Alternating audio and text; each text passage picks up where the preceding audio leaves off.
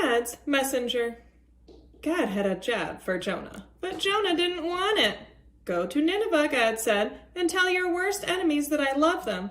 No, said Jonah. Those are bad people doing bad things. Exactly, said God. They have run far away from me, but I can't stop loving them. I will give them a new start. I will forgive them. No, said Jonah. They don't deserve it. I'll run away, Jonah said to himself. Far away. So far away that God won't be able to find me, and then I won't have to do what God says. It's a good plan, he said, because as far as he knew, it was a good plan. But of course, it wasn't a good plan at all. It was a silly plan, because you can't run away from God. He will always come and find you. Jonah went ahead with his not so very good plan. One ticket to not Nineveh, please, he said, and he boarded a boat sailing in the very opposite direction of Nineveh. Well, it wasn't long before a fierce wind blew and the boat started to lurch and pitch and roll and everyone started turning green. Jonah sat bolt upright in his bed. You see, the first thing that went wrong with Jonah's not very good plan was that God sent a big storm after him.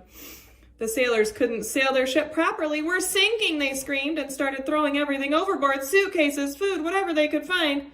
By now, Jonah knew that the storm was his fault. Throw me instead, he shouted to the sailors, and the storm will stop. The sailors weren't sure. It's the only way you can be saved, Jonah cried. And so, 1, 2, 3. Splash! No sooner had Jonah hit the water than the waves grew calm, the wind died down, and the storm stopped. Just then, when Jonah thought it was all over, when he was sure he was going to drown, God sent a big fish to rescue him. The fish swallowed Jonah whole with one big gulp. Oh my goodness. Jonah must have thought he'd died. It was so dark in there like a tomb.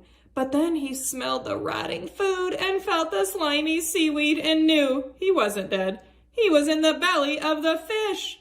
Sitting there in the darkness for 3 whole days, Jonah had plenty of time to think. Pretty soon he realized his plan was, well, a very silly plan indeed.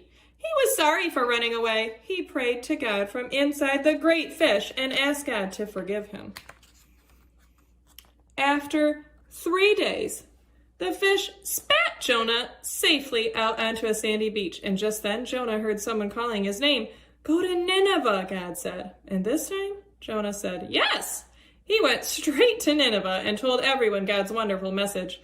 Even though you've run far from God, he can't stop loving you, Jonah told them. Run to him so he can forgive you.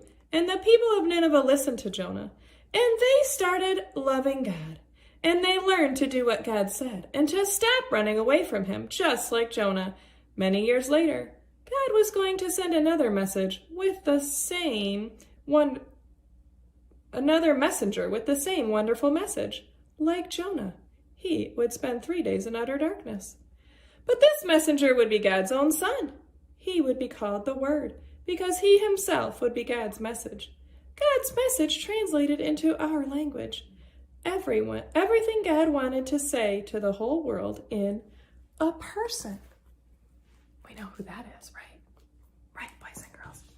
So what this story tells you is that sometimes you make mistakes, just like Jonah did.